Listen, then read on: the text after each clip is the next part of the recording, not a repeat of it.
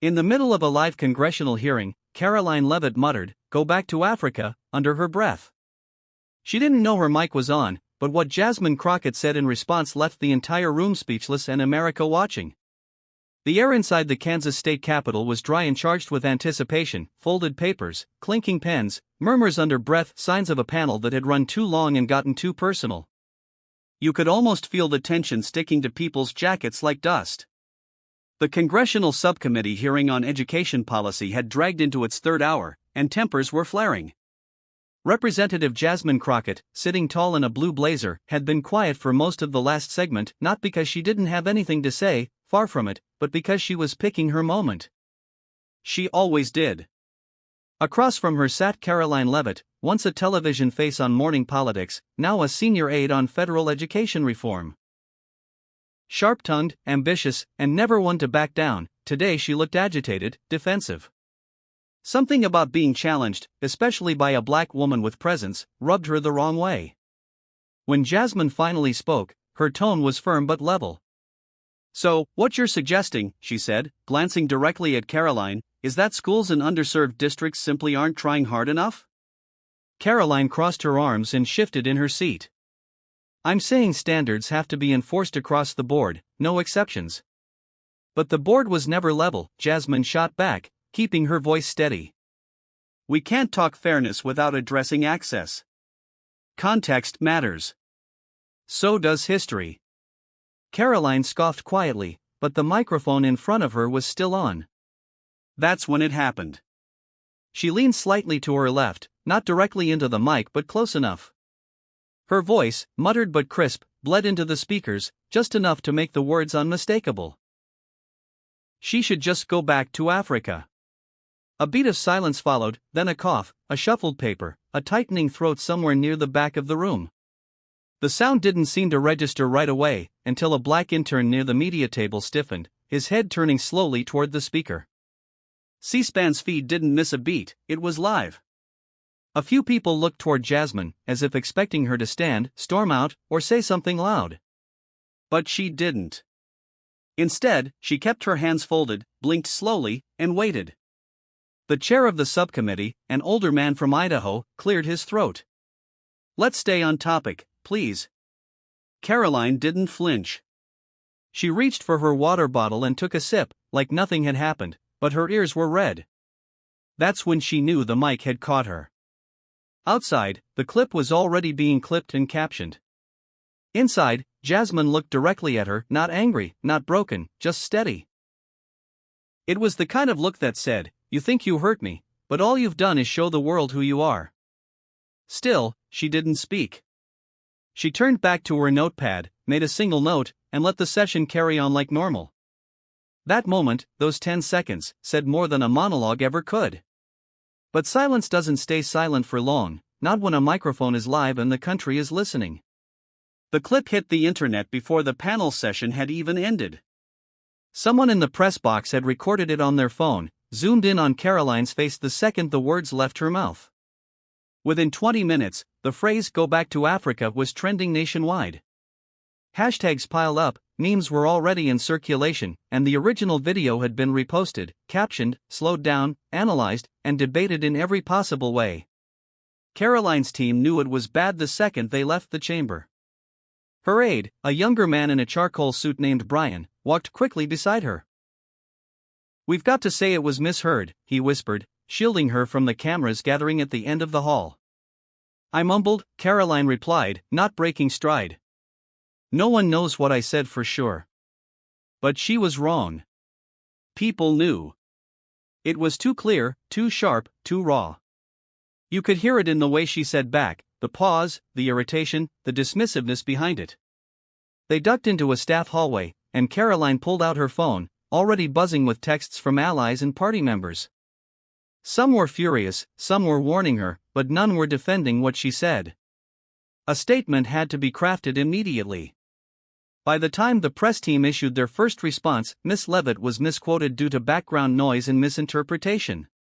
She stands firmly against all forms of racism and bias, the public had already decided.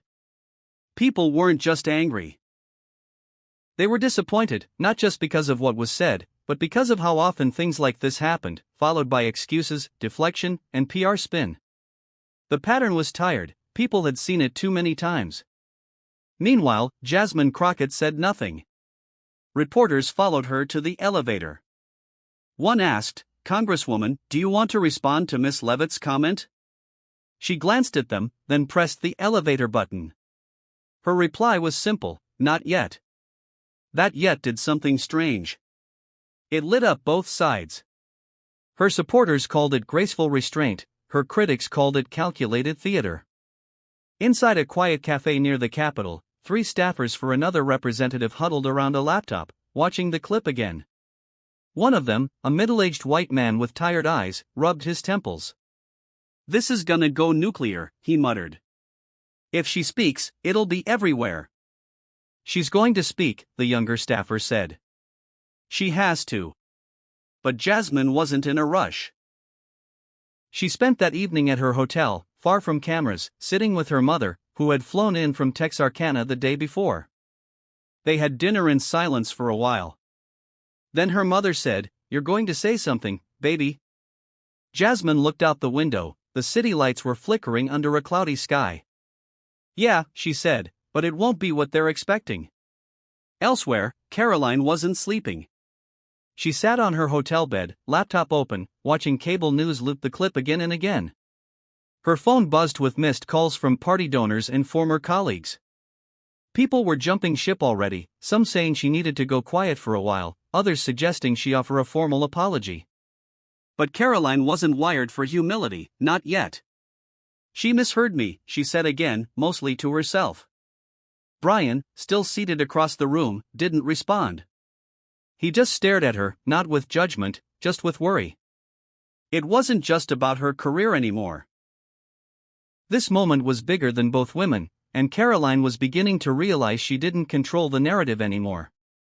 But power shifts when people least expect it, and Jasmine was about to take control in a way no one saw coming. The next morning, the Capitol cafeteria was oddly quiet. Cameras lined the hallway outside the press room, cords snaking across the tile floor. Reporters sipped burned coffee and kept one eye on their phones. Something was coming, they could feel it. At exactly 10 a.m., Congresswoman Jasmine Crockett stepped up to the podium alone, no entourage, no stacked flags behind her, no speechwriters in the wings, just her, a black folder in hand, and that same calm she carried in the chamber the day before. The cameras clicked as soon as she took the mic. She waited a second, not too long, just enough for people to focus. Then she opened the folder, looked at it once, and closed it again. "I was going to read something prepared," she said, "but I don't think I need to." She leaned slightly into the microphone. "What happened yesterday wasn't new to me." Her voice didn't shake, it didn't try to sound righteous or poetic. It just was present, measured.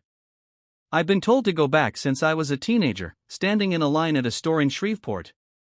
Back then, it was an older woman who didn't like how I looked her in the eye. I've heard it on airplanes, I've heard it whispered in elevators, I've even heard it in boardrooms, though more politely phrased. So, no, I wasn't shocked." She paused, a few reporters shifted in their chairs.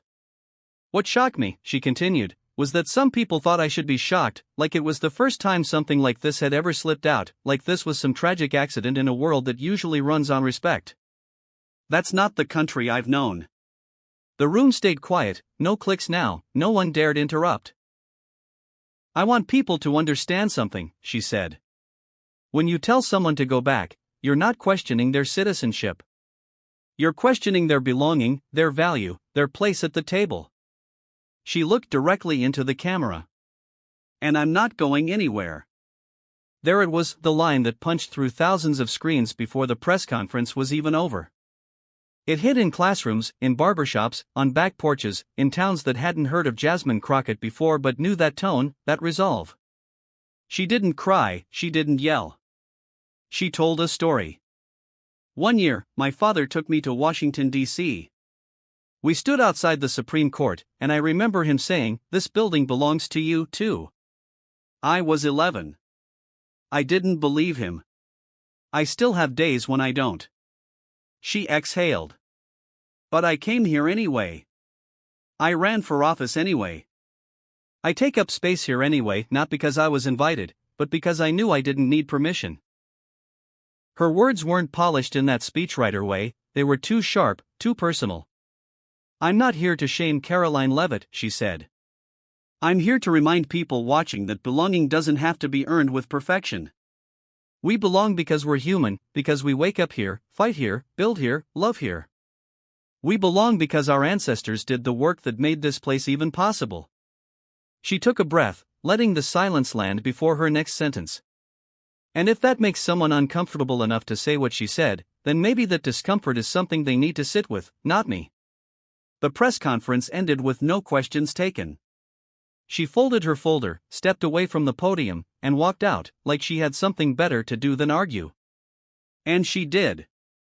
Her phone started ringing seconds later, people crying, people cheering, even people from the opposite side of the aisle texting, "You said what I couldn't say out loud."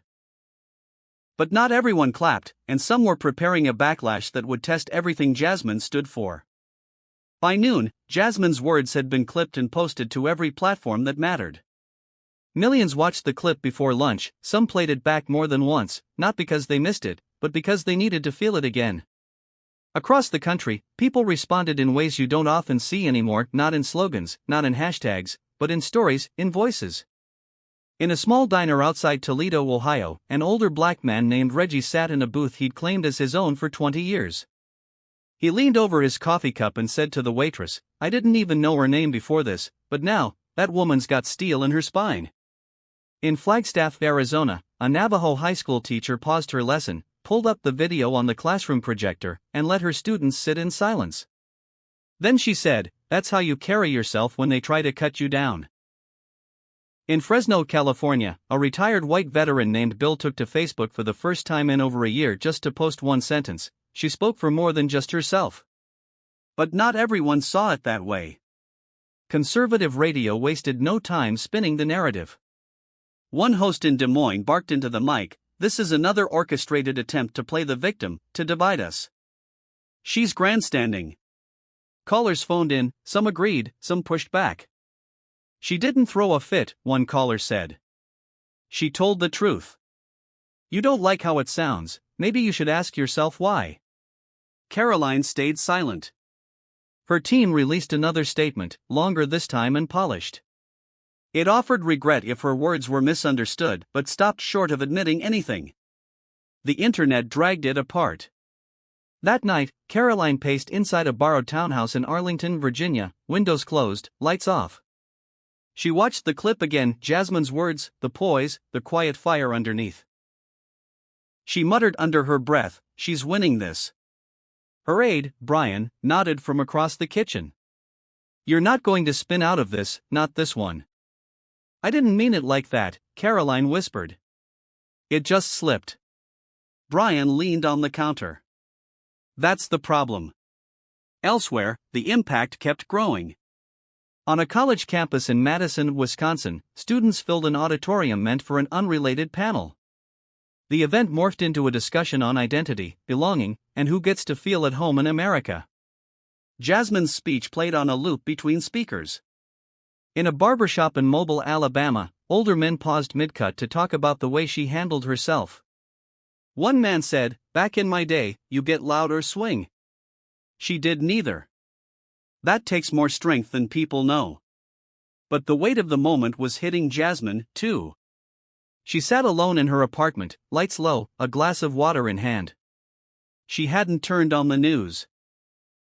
She didn't want to hear her name said by people who'd never known what it felt like to carry the kind of silence she did on that panel floor. Her phone buzzed again, a message from a name she hadn't expected to see, Senator Leah Drummond, a conservative from Texas. The message was short, that was powerful. "Would you meet?" Jasmine stared at the screen, not because she was shocked, but because, in that moment, the world felt heavier than ever. Her words had shaken something loose. People were listening, and now, people who had never sat across from her wanted to talk. A week passed, but the conversation never really cooled down.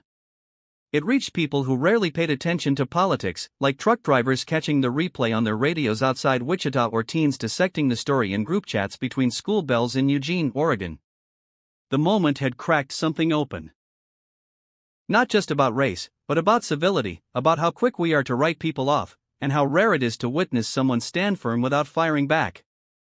On local television, roundtables popped up, experts analyzing Jasmine's speech, Karoline's apology, and everything in between. Some called it a masterclass in grace under pressure, others said Jasmine let Karoline off too easy. One commentator on a late-night panel said, there was no yelling, no theatrics, but somehow that made it hit harder.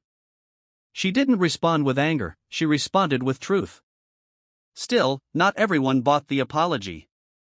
In Birmingham, a civil rights activist named Lori Price went live on social media. "This isn't just about words," she said. "It's about the weight behind them. An apology means nothing if the culture that created those words doesn't shift." Meanwhile, inside her quiet office, Jasmine sat reading handwritten letters, hundreds of them. One caught her eye. It came from a fifth-grade girl in Boise, Idaho. She had drawn a picture of Jasmine standing at a podium with the words, "You talk like my mommy, calm but strong." That one stayed on Jasmine's desk. But she also knew the praise could fade just as quickly as it came. She spoke to a small group of interns later that week, no cameras, no notes. "Don't aim to go viral," she told them. "Aim to go forward. This town will chew up the loudest person in the room. You win by being consistent, honest, human." Karoline, on the other hand, was still walking uphill. Though her statement had softened some critics, others weren't buying the shift. Protesters showed up at one of her events in Sioux Falls, holding signs that read, "Words have weight." Inside her hotel room that night, Karoline stood at the mirror, wiping off her makeup. She looked exhausted. Brian, her aide, sat by the window, scrolling headlines. "You going to keep doing press?" he asked. She shook her head. "No. I think I need to learn before I talk again." It wasn't a resignation, it was something else, maybe the start of accountability, maybe just the sting of reality. Either way, she seemed changed, not transformed, but at least disrupted. The media eventually moved on, as it always does. A scandal in another state took the headlines, and pundits shifted gears. But something lingered, not on front pages, but in kitchens, in office break rooms, in casual conversations where someone would say, "Did you see that speech?" and the other person would nod and reply, "Yeah, she said it how it needed to be said." At the airport in Santa Fe, a woman in a TSA uniform stopped Jasmine gently. "You reminded us what power can look like when it's quiet," she said. Jasmine smiled. "Thank you," she said. "I didn't think it would echo this far."